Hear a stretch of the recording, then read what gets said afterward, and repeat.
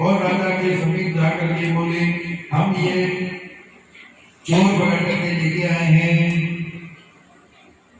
तब देखकर आज्ञा दे। तब राजा ने बिना पूछा और उस वेश्या को बात सुने बिना उसे कठोर कारावास में डाल दिया। इस प्रकार राजा की आज्ञा से उनको कठोर कारावास में डाल दिया गया। उनका जो भी धन लिया था वह भी सब छीन लिया गया।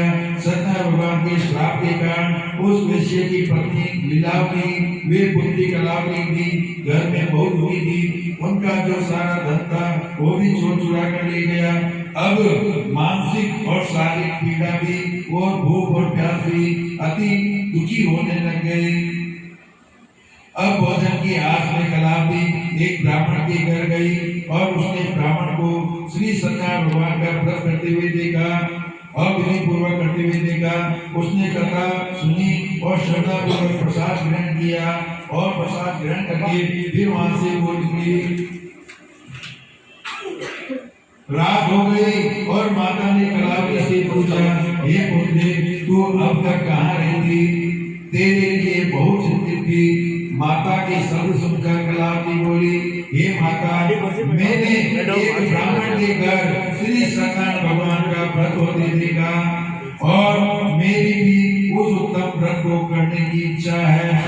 माता ने कन्या के वचन सुनकर सत्यनारायण भगवान के पूजन की तैयारी की और उसने बंधु बांधवों सहित श्री सत्यनारायण भगवान का पूजन किया, व्रत किया और वर मांगा कि मेरे पति और दामाद शीघ्र ही मेरे घर लौट आए। साथ ही विनती की कि हे प्रभु, अगर हमसे कोई भूल चूक हो गई है तो आप हमें क्षमा कर दीजिए, हमारा अपराध क्षमा कर दीजिए।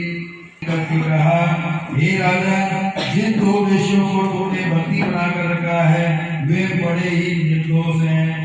उन्हें प्रातः काल ही छोड़ देना है। उनका जो धन लिया है वो सभी धन उसे वापस लौटा देना है। अगर ऐसा तू नहीं करता है तो तुम्हारे राज्य, धन, पुत्र आदि सब नष्ट कर दूंगा।